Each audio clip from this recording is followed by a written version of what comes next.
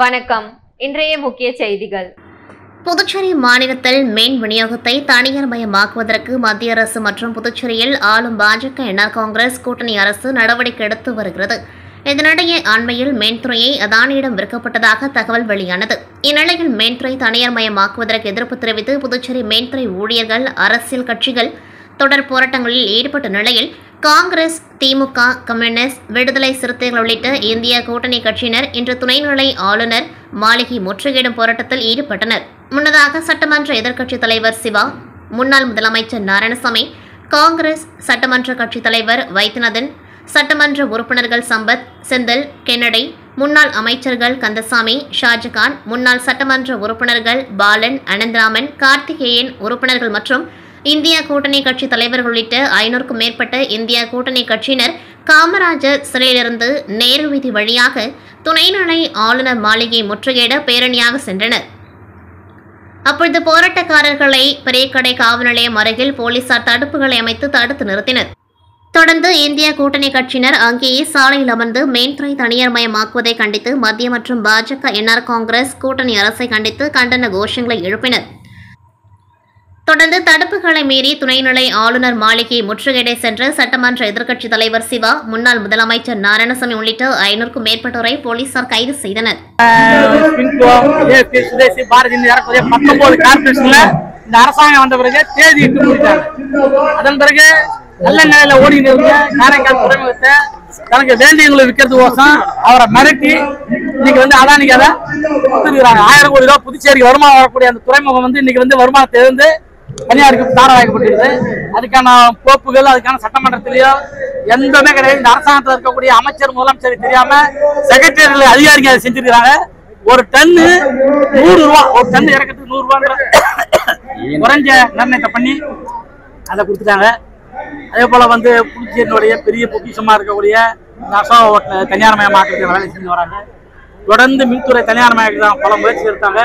புதுச்சேரியில் இருக்கக்கூடிய அனைத்து கட்சிகளும், பாஜக, ஏடிஎம்கே தவிர்த்து அனைத்து கட்சிகளும் ஒரு நிலைப்பாடு எடுத்து புதுச்சேரியினுடைய புதுச்சேரி நம்முடைய உரிமை, அது ஒரு காலம் தனியார் மயமாக்கூடாதுன்னு சொல்லிட்டு பந்த் நடத்தணும், போராட்டம் நடத்தணும், நீதி முழுக்க இரவு தீப்பந்தம் நடத்தணும். இந்த அரசு ஊழியர்லாம் மின்துறையில் இருக்க ஊழியர்கள் போராட்டம். அதனால அரசாங்கம் பணிஞ்சு சட்டமன்றத்தில் அறிவிச்சாங்க, ஒரு காலமா இதை நாங்கள் தனியார் மயமாக்க மாட்டோம்னு சொல்லிட்டு. இன்னைக்கு அதானி குரூப் தங்களுடைய பிஸ்னஸ் இதில் நீங்க சொல்லியிருக்காங்க. இன்னைக்கு பாண்டிச்சேரி துறைமுகத்தை, பாண்டிச்சேரியுடைய மின்துறையை நான் 100% நாங்கள் எடுத்து ஷேரில் கொடுப்போம்னு சொல்லியிருக்காங்க.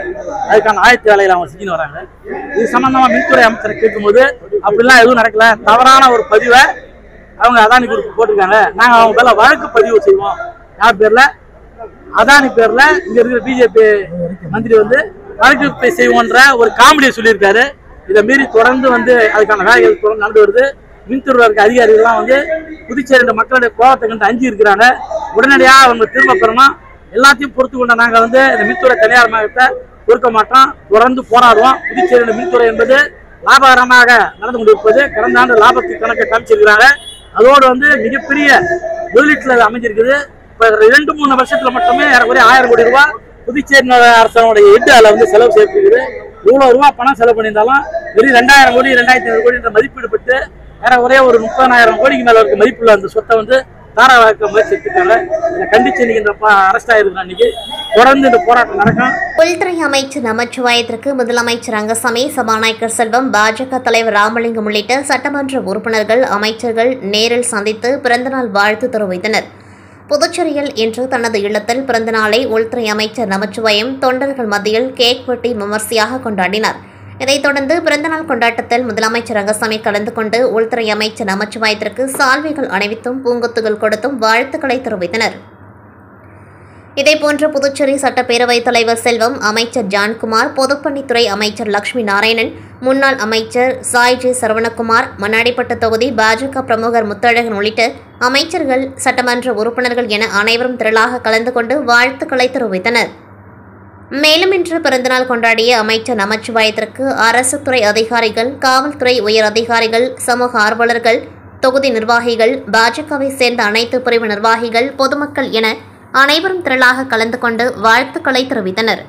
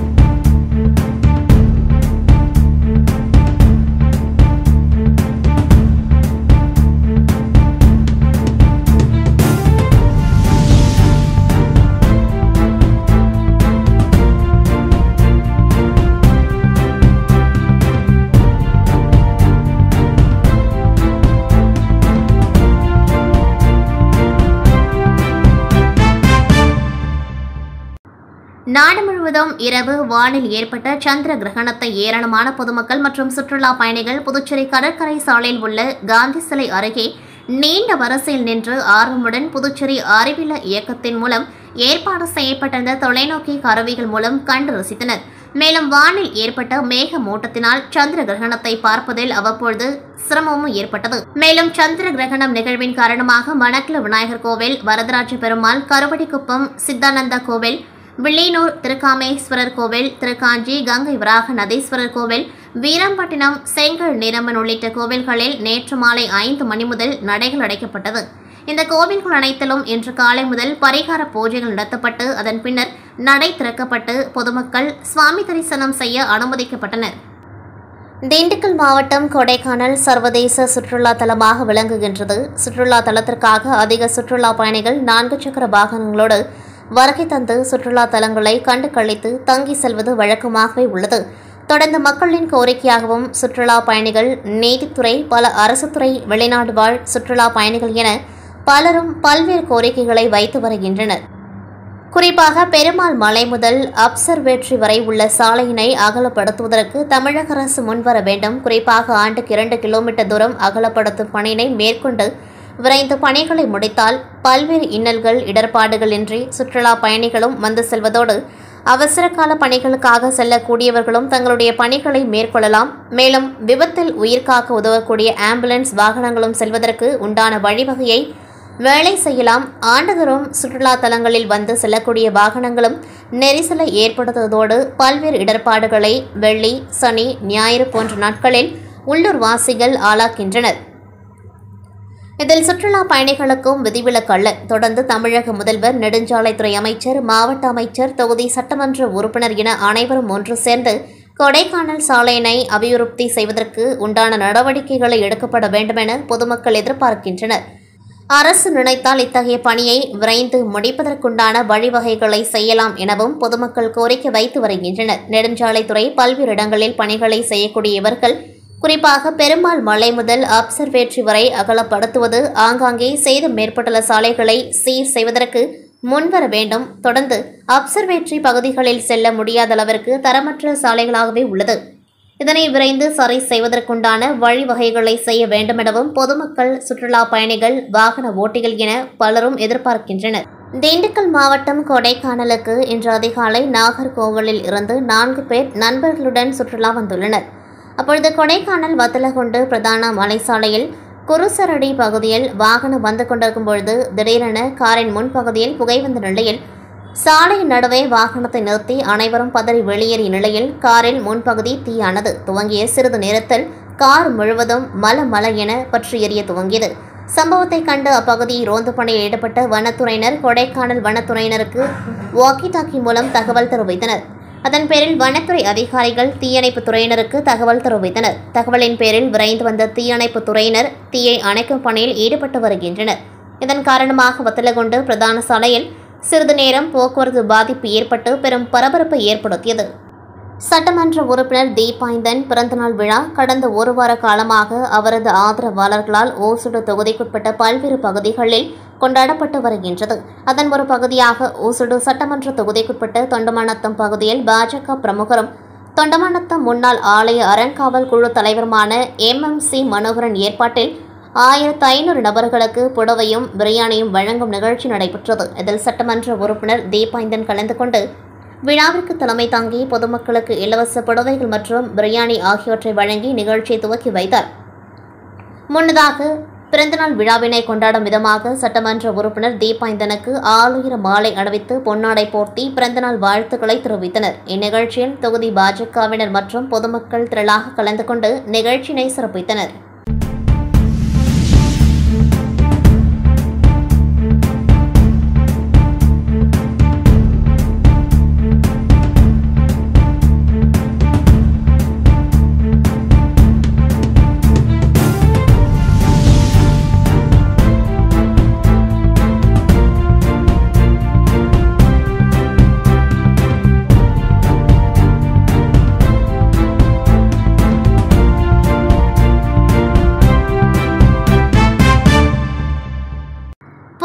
உள்துறை அமைச்சர் நமச்சிவாயம் பிறந்தநாள் மாநிலம் முழுவதும் பாஜக நிர்வாகிகள் மற்றும் அவரது ஆதரவாளர்கள் கடந்த 10 நாட்களாக பல்வேறு நலத்திட்ட உதவிகளோடு கொண்டாடி வருகின்றனர்.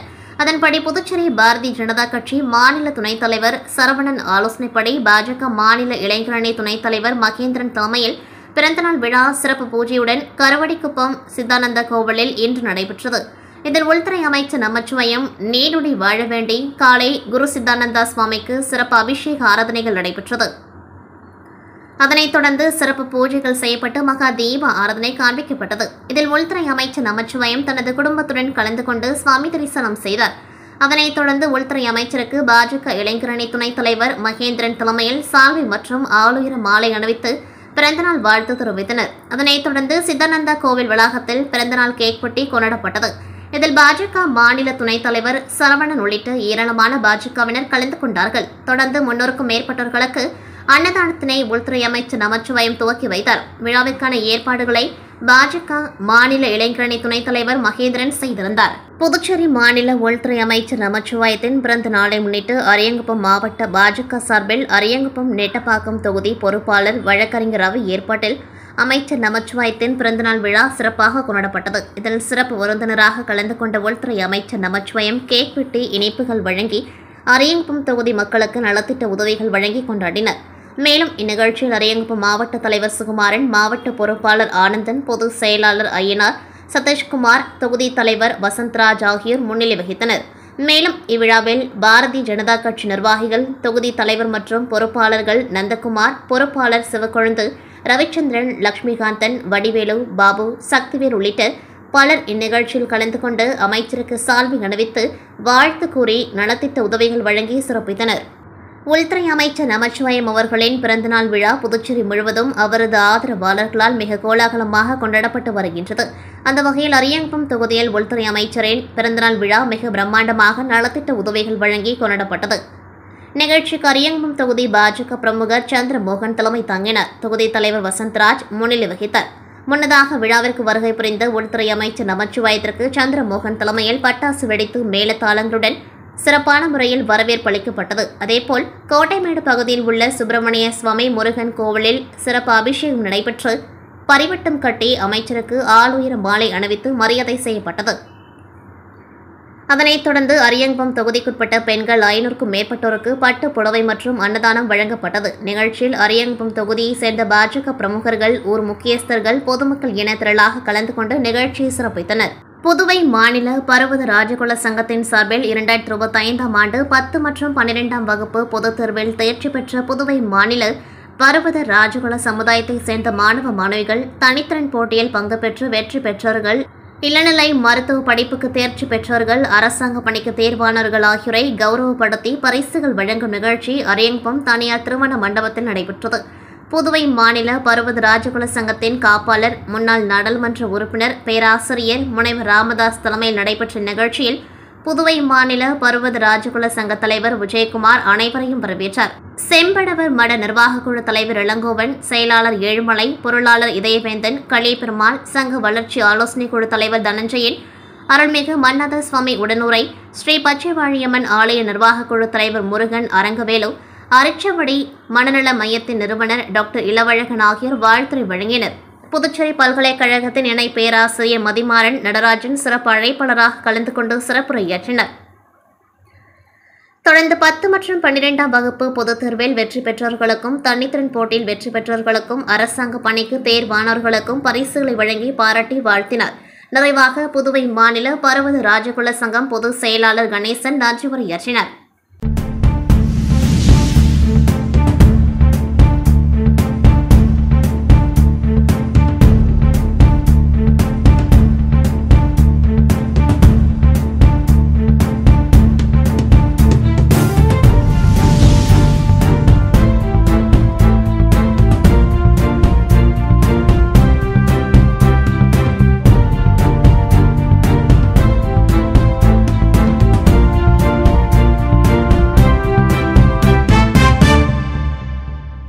புதுச்சேரி உப்பளம் விளையாட்டரங்கில் அரசு அங்கீகாரம் பெற்ற யுனைடெட் புதுச்சேரி அமைச்சர் மல்யுத்த சங்கம் சார்பில் 7 மாநில அளவிலான மல்யுத்த போட்டி நேற்று காலை துவங்கி சிறப்பாக நடைபெற்று வருகின்றது.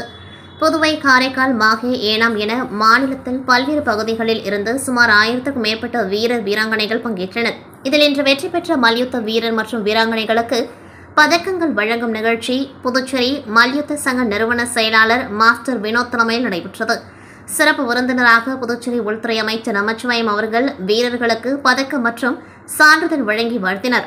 உடன் முன்னாள் சட்டமன்ற உறுப்பினர் பாஸ்கர், கர்லிங் சங்க தலைவர் சரவணன், பிரெய்னி ப்ளூம்ஸ் பள்ளி தாளாளர் அருண்குமார், தொழிலதிபர் முருகன், மேனன் குரூப்ஸ் திவாகர் மேனன், மல்யுத்த துணை செயலாளர் ஜெகன், தாமோதரன், செல்வம், JS2 வசந்த் உட்பட பலர் கலந்து கொண்டார்கள்.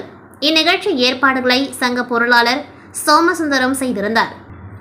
முத்தியால்பேட்டை பகுதியில் ராஜச்சந்திரு அறக்கட்டளை மற்றும் அப்பர் சிறுதொழில் சேவை அறக்கட்டளை இணைந்து 5ஆம் ஆண்டு குழந்தை விநாயகர் சதுர்த்தி விழா கடந்த வாரம் சிறப்பாக நடைபெற்றது. இந்நிகழ்ச்சியில் குழந்தைகள், பெண்கள் மற்றும் இளைஞர்களுக்கான பல்வேறு விளையாட்டுப் போட்டிகள் நடத்தப்பட்டன. போட்டிகளில் ஆர்வத்துடன் பங்கேற்றனர். பங்கேற்றவர்களுக்கு பரிசளிப்பு விழா முத்தியால்பேட்டை மந்தவெளி மாரியம்மன் நகர் பகுதியில் நடைபெற்றது. இதில் சிறப்பு விருந்தினராக ராஜச்சந்திரு அறக்கட்டளை நிறுவனர் ராஜச்சந்திரு கலந்து கொண்டு பரிசுகளை வழங்கி பாராட்டினார். அதன்படி வெற்றியாளர்களுக்கு 1ஆம் பரிசு ஓவன், 2ஆம் பரிசு ஃப்ரையர், 3ஆம் பரிசு டவர் ஃபேன், 4ஆம் பரிசு மிக்சர் கிரைண்டர், 5ஆம் பரிசு கெட்டில் என பல்வேறு பரிசுகள் அளிக்கப்பட்டது. மக்கள் திரளாக பங்கேற்ற இந்த விழா முத்தியால்பேட்டை மக்களின் ஒற்றுமையையும் ஆன்மீக பாசத்தையும் வெளிப்படுத்தியது. இந்நிகழ்ச்சியில் ராஜச்சந்திரு அறக்கட்டளையின் நிறுவனர் மற்றும் முதன்மை விருந்தினராக கலந்து கொண்டு உரையாற்றிய ராஜச்சந்திரு அவர்கள், இந்த விழா குழந்தைகளின் மகிழ்ச்சிக்காகவும் மக்களின் ஒற்றுமைக்காகவும் நடத்தப்படுகின்றது. விநாயகர் அருள் எப்பொழுதும் தடைகளை நீக்கி வெற்றியின் பாதையை காட்டட்டும். இனிவரும் ஆண்டுகளிலும் இதுபோன்ற சமூக நல விழாக்கள் சிறப்பாக நடைபெற வேண்டும் என்பது என் விருப்பம் என தெரிவித்தார். இந்த விழாவை முன்னெடுத்து வெற்றிகரமாக நடத்த முக்கிய பங்காற்றிய அப்பர் சிறுதொழில் சேவை அறக்கட்டளை நிர்வாகிகள், ராஜச்சந்திரு அறக்கட்டளை உறுப்பினர்கள், தொண்டர்கள், தன்னார்வலர்கள், மக்கள் அனைவருக்கும் சிறப்பு நன்றி தெரிவிக்கப்பட்டது. முத்தியால்பேட்டை மக்கள் பெருமளவில் கலந்து கொண்டு இந்த விழாவை சிறப்பித்தனர். இத்துடன் செய்திகள் முடிவடைகின்றன. நன்றி, வணக்கம்.